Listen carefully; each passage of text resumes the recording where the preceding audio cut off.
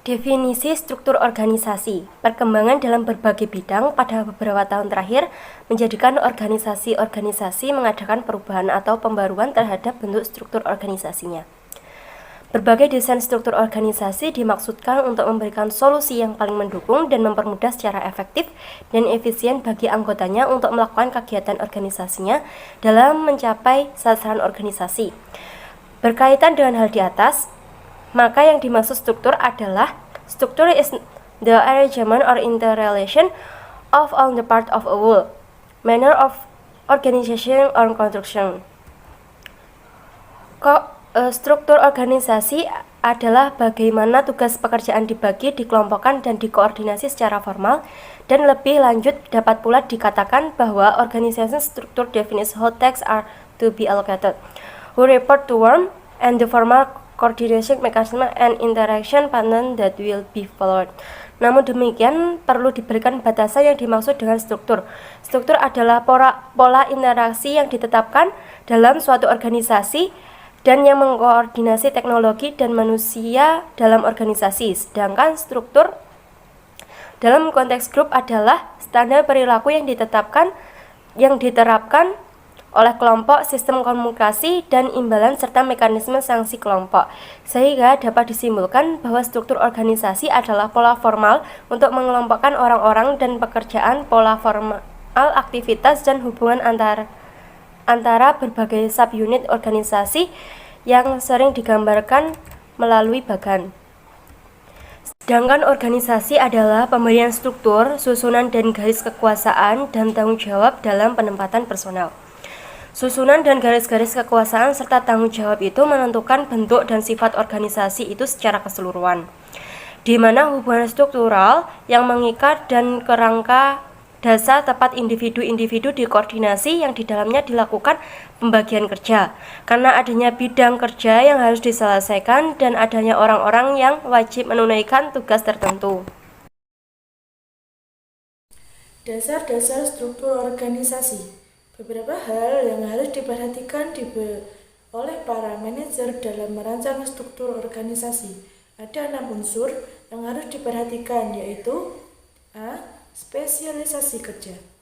Seluruh pekerjaan yang ada di organisasi dipilah-pilah menjadi sejumlah langkah, dengan tiap langkah diselesaikan oleh seorang individu yang berlainan, yang mana pada hakikatnya spesialisasi kerja adalah bahwa daripada seluruh pekerjaan dilakukan oleh satu individu, lebih baik setiap individu-individu berspesifikasi dalam mengerjakan bagian dari suatu kegiatan yang berada di dalam sebuah organisasi, sehingga tujuan akan tercapai lebih efektif. B. Departementalisasi. Dasar-dasar yang digunakan di dalam pengelompokan pekerjaan disebut departementalisasi. Pengelompokan yang pertama adalah pengelompokan kegiatan berdasarkan fungsi yang dijalankan. 2. Pengelompokan kegiatan berdasarkan tipe produk yang dihasilkan organisasi itu. 3. Pengelompokan kegiatan berdasarkan atas dasar geografi atau teritori. 4. Pengelompokan kegiatan berdasarkan proses. C. Rantai komando. Rantai komando adalah garis yang tidak putus dari wewenang yang menjulur dari puncak organisasi ke tingkat terbawah sebuah organisasi, sehingga memperjelas siapa melapor ke siapa. Misalnya, kepada siapakah saya bertanggung jawab? D. Rentang kendali. Rentang kendali merupakan hal yang penting dalam menentukan struktur organisasi, karena dalam hal ini manajer puncak menentukan banyaknya manajer dan tingkatan yang dimiliki sebuah organisasi. Dengan beberapa bawahan, manajer dapat mengarahkan anggota secara efektif dan efisien. Hal inilah yang dimaksudkan rentang kendali atau span of control. E. Sentralisasi dan desentralisasi. Dalam beberapa organisasi, manajer puncak mengambil semua keputusan dan penanganan setiap permasalahan. Manajer tingkat lebih bawah semata-mata hanya melaksanakan petunjuk manajer puncak saja. Pada keadaan yang lain, ada organisasi di mana pengambilan keputusan ditekankan ke bawah ke manajer-manajer yang paling dekat dengan tindakan organisasi. Contoh pertama merupakan organisasi yang bersifat sangat sentralisasi dan yang kedua didesentralisasikan. Ciri dari sebuah organisasi yang sentralisasi ialah struktural yang secara inheren berbeda dari organisasi yang didesentralisasikan. Dalam suatu organisasi desentralisasi, tindakan dapat diambil lebih cepat untuk memecahkan masalah. Lebih banyak orang memberikan masukan ke dalam keputusan, dan makin kecil kemungkinan para karyawan merasa diasingkan dari mereka yang mengambil keputusan yang menyangkut kehidupan kerja mereka. F. Formalisasi mengacu sampai tingkat mana pekerjaan dalam organisasi itu dilakukan. Jika suatu pekerjaan dalam sebuah organisasi sangat diformalkan, maka pelaksanaan pekerjaan kurang mendapatkan keleluasaan untuk dapat mengerjakan sesuatu. Kapan dan bagaimana cara seharusnya untuk mengerjakannya? Prinsip-prinsip organisasi. Untuk dapat menciptakan dan menggerakkan suatu organisasi secara efektif dan efisien, maka perlu diperhatikan prinsip-prinsip sebuah organisasi sebagai berikut. A. Perumusan tujuan secara jelas. Tanpa adanya tujuan organisasi yang jelas, sebuah organisasi itu sendiri akan kehilangan arah pelaksanaannya sehingga berjalan di atas ketidakjelasan. B. Seluruh anggota organisasi memahami dan menjiwai apa tujuan organisasinya, sehingga seluruh anggota kelompok memiliki pedoman bekerja dan dapat menilai hasil kerja mereka. Dengan demikian, anggota organisasi yang paham dan menjiwai tujuan organisasi akan melaksanakan tugasnya dengan penuh kesadaran tanpa adanya paksaan, sehingga hasil yang diraih pun akan sesuai harapan atau bahkan melebihi harapan. C. Adanya pembagian kerja dalam sebuah organisasi, mengingat kemampuan dan minat anggota organisasi berbeda-beda, sehingga sebuah manajer harus mampu mengkondisikan para anggotanya, dengan artian anggota organisasi ditempatkan sesuai dengan kemampuan dan minat dengan tetap memperhatikan kebutuhan yang sebenarnya sebuah organisasi. D. Dalam sebuah organisasi, pelimpahan sebuah wewenang harus sesuai dengan tanggung jawab. E. Penetapan hierarki wewenang dari atas ke bawah hendaknya harus dilakukan secara tegas agar dapat memberikan gambaran kepada seluruh sivitas organisasi pola hubungan kerja yang perlu dipelihara. F. Kesatuan arah. Dalam artian semua kegiatan organisasi dilakukan harus mengarah pada tujuan organisasi yang telah ditetapkan. G. Adanya kesatuan perintah, unity of command. Setiap anggota kelompok hanya memiliki satu pimpinan atau atasan langsung, sehingga anggota organisasi tahu kepada siapa ia menerima perintah, kemana harusnya memberikan laporan dan mempertanggungjawabkan semua kegiatannya. H. Batas kemampuan pengawasan, span of control, yakni batas kemampuan seorang pemimpin secara langsung mengawasi bahwanya dengan baik. Atas kemampuan pengawasannya tidak dapat ditentukan secara pasti karena amat tergantung pada faktor subjek dan objek. D. Pondasi-pondasi organisasi. A. Perumusan tujuan organisasi. Dalam suatu organisasi sangat perlu perumusan suatu tujuan yang jelas, karena hal ini dapat merupakan pedoman untuk langkah selanjutnya. Berdasarkan tujuan yang telah dirumuskan dapat ditetapkan bentuk organisasi, pembagian tugas, dan sebagainya. Dengan penetapan tujuan yang jelas, semua individu yang terlibat akan dapat memahami tujuan tersebut dan menyesuaikan tujuan organisasi dengan tujuan individu itu sendiri. B. Pembagian tugas atau kerja. Dalam sebuah organisasi perlu adanya perincian dan pengelompokan aktivitas-aktivitas yang akan dilaksanakan. Di lain pihak, pembagian ini dapat dilihat sebagai perincian serta pengelompokan yang akan diserahkan untuk dikerjakan oleh seorang pejabat atau jabatan. Pembagian tugas ini dipandang sangat penting sehingga setiap orang yang terlibat dalam organisasi akan mengetahui tugas apa yang menjadi tanggung jawabnya. Beberapa keuntungan yang dapat diperoleh dari pembagian tugas adalah: 1. Dapat memberi tugas kepada setiap anggota yang sesuai dengan kemampuannya. 2. Dapat memberikan ketentuan yang jelas bagi setiap tugas kepada orang yang akan mengerjakannya, karena orang tidak dapat berada dan mengerjakan dua pekerjaan dalam waktu bersamaan. C. Koordinasi. Untuk menjaga adanya keselarasan dalam suatu organisasi, perlu adanya koordinasi antar sesama.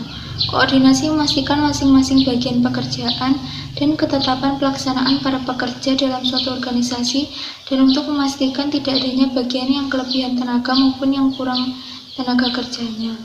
D. Dalam sebuah organisasi, koordinasi dipandang penting karena memberikan beberapa manfaat bagi organisasi itu sendiri. Di antaranya adalah 1.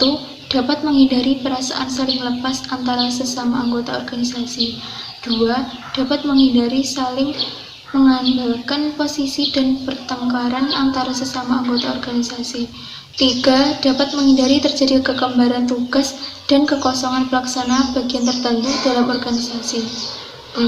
Mendorong pejabat untuk saling bantu dan memberitahukan masalah yang dihadapi kepada bagian-bagian lain. D. Pelimpahan wewenang. Wewenang merupakan suatu hak bagi seorang pejabat untuk bertindak agar tugas dan tanggung jawabnya dapat dilaksanakan dengan baik. Seorang pejabat tidak mungkin melaksanakan semua tugas secara sendirian, maka ia harus memberikan tugas itu kepada bawahannya. Pemberian tugas harus disertai dengan penyerahan wewenang yang jelas. E. Rentangan kontrol.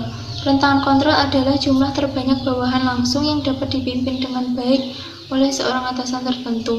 Bila para bawahan yang melaksanakan tugas merupakan suatu jumlah yang homogen dan mudah diatur, maka jumlah bawahan atau rentangan kontrol itu lebih luas. Tetapi jika kondisinya menunjukkan pelaksanaan tugas yang rumit, sebaiknya rentangan kontrol itu jangan terlalu luas. F. Jenjang organisasi. Organisasi tidaklah merupakan suatu kumpulan orang-orang yang satu sama lain mempunyai kedudukan yang sama, dan mereka juga bebas bergerak untuk menempati posisi sebagai pimpinan atau bawahan. Organisasi dari pengertiannya merupakan suatu susunan yang logis dengan struktur yang jelas, maka jenjang dalam suatu organisasi harus jelas dalam memberikan gambaran tentang kedudukan dan posisi setiap pejabat yang ada. Jika kita tidak ingin organisasi itu menjadi suatu kerumusan orang yang tidak terkontrol sama sekali. G. Fleksibilitas. Sehubung dengan jenjang organisasi yang kita sebutkan di atas, diharapkan jenjang tersebut mempunyai daya fleksibilitas yang tinggi sehingga setiap saat dapat mengadakan perubahan tanpa mengurangi kelancaran organisasi tersebut. Perubahan organisasi dapat terjadi pada perubahan tujuan, perluasan daerah aktivitas, volume kerja, dan perubahan peralatan modern dan sebagainya. Yang kelima, bentuk ukuran struktur organisasi. 1. Struktur sederhana adalah struktur minimal yang menggambarkan hubungan langsung antara para karyawan dengan manajer atau pemilik perusahaan. Jaringan komunikasi yang terlihat dalam struktur ini tidak rumit karena mengandalkan komunikasi antar personal atau komunikasi tatap muka. 2. Struktur organisasi fungsional atau Winslow-Taylor. Pada struktur organisasi fungsional, awalnya diciptakan oleh F.W. Taylor. Konsep struktur ini berasal dari adanya pimpinan yang tidak mempunyai bawahan secara jelas, dan setiap atasan mempunyai wewenang dalam memberikan perintah kepada setiap bawahan, sepanjang masih ada hubungan terhadap fungsinya. Jadi, setiap pegawai bisa mempunyai atasan lebih dari satu dan berbeda. 3. Struktur organisasi divisi atau divisional struktur. Karakteristik struktur organisasi ini menggambarkan aktivitas kerja, dapat dikelompokkan berdasarkan proses atau jenis produk yang sama, pelanggan yang sama. Lokasi atau wilayah geografis yang sama dapat bekerja sama dalam suatu organisasi yang kompleks dan menghindari masalah yang berkaitan dengan struktur fungsional. 4. Struktur matriks adalah sebuah struktur yang menciptakan garis wewenang ganda dan menggabungkan departementalisasi fungsional dan produk. Robin Stephen Paget G. Timothy A. menyatakan struktur matriks dapat ditemukan di agen-agen periklanan, perusahaan pesawat terbang, laboratorium penelitian dan pengembangan, perusahaan konstruksi, rumah sakit, lembaga-lembaga pemerintah, universitas, dan perusahaan konsultan manajemen. F. Desain kerja. Desain pekerjaan dihubungkan dengan proses di mana manajer menspesifikasikan isi, metode, dan hubungan pekerjaan untuk kepentingan organisasi dan individu. Kemudian yang dimaksud dengan desain kerja adalah cara menggabungkan pekerjaan individual, tingkat fleksibilitas, keleluasan yang dimiliki karyawan dalam pekerjaan mereka, dan ada atau tidaknya sistem yang mendukung berjalannya organisasi seperti perawatan kerja dan cuti keluarga. Semuanya mempunyai pengaruh langsung pada kinerja dan kepuasan karyawan. Desain pekerjaan berkaitan dengan penentuan struktur hubungan tugas dan hubungan antar pribadi dari suatu pekerjaan dengan menentukan berapa banyak keanekaragaman, tanggung jawab, signifikansi, dan otonomi pekerja diberikan oleh pekerjanya. Desain pekerjaan berpengaruh besar terhadap efektivitas organisasi.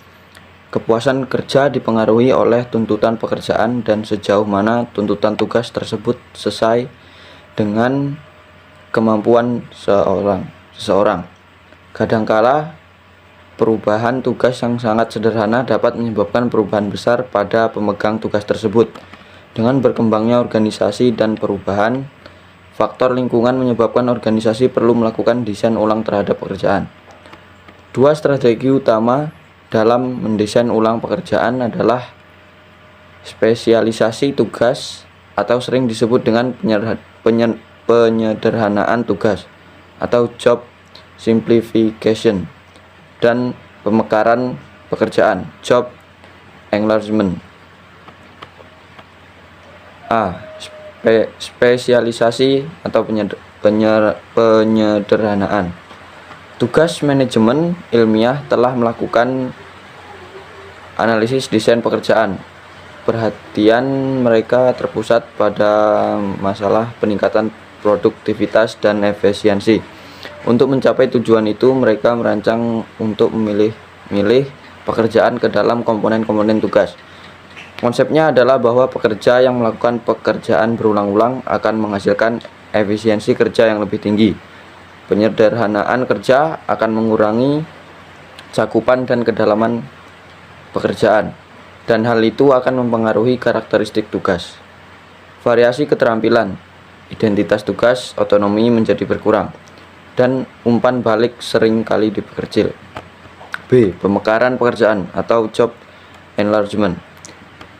Pemekaran pekerjaan berkaitan dengan membesar lingkup tugas yang menjadi tanggung jawab seseorang. Pemekaran tugas mencoba untuk meningkatkan keanekaragaman tugas dengan memperpanjang siklus tugas. Siklus tugas berkaitan dengan panjang waktu yang diperlukan untuk menyelesaikan suatu tugas dari awal sampai akhir dan memulai lagi tugas yang sama. Desain organisasi modern. Banyak manajer praktisi yang menjadi kecewa dengan cara bagaimana organisasi mereka didesain. Sampai beberapa tahun lalu, manajer dirasa kurang berani dalam memodifikasi struktur organisasi klasik, bahkan sebagian manajer menolak adanya tantangan eksperimen dan inovasi yang ditawarkan. Akan tetapi, pada era sekarang, banyak manajer yang pada akhirnya dapat mengatasi halangan tersebut dengan membuat perubahan sebuah organisasinya secara drastis. Desain horizontal menggantikan organisasi vertikal hierarki tradisional. Cara baru pengorganisasian dengan desain horizontal lebih relevan bagi berbagai kebutuhan lingkungan seperti saat ini, seperti fleksibilitas, kecepatan, dan kerjasama. Beberapa hal yang perlu diperhatikan dalam organisasi horizontal. 1. Membuat tim, bukan individu, menjadi satu penjuru desain dan kinerja sebuah organisasi. 2. Menurunkan hierarki dengan cara mengeliminasi atau meniadakan pekerjaan yang tidak bernilai tambah pada pencapaian tujuan. Dan memberikan kekuasaan kepada anggota tim untuk membuat keputusan-keputusan yang secara tidak langsung berhubungan dengan aktivitas mereka dalam aliran proses. 3. Menekankan kompetensi dan melatih orang-orang untuk menangani persoalan dan bekerja dalam area lintas fungsi. 4. Mengukur sasaran kinerja pada akhir proses, mengidentifikasi keputusan pelanggan, keputusan karyawan, dan kontribusi finansial. 5.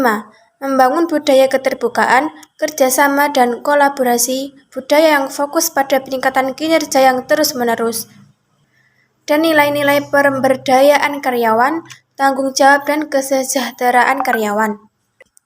Desain jaringan. Desain jaringan lebih luas dari struktur horizontal dan secara total meningkatkan struktur organisasi klasik, hierarki, dan fungsional. Model birokrasi bekerja dengan baik dalam era sebelumnya saat terdapat sedikit kompetisi dan kondisi pasar lebih stabil, dan sebelum ada kondisi tanpa batas karena kemajuan teknologi informasi dan globalisasi.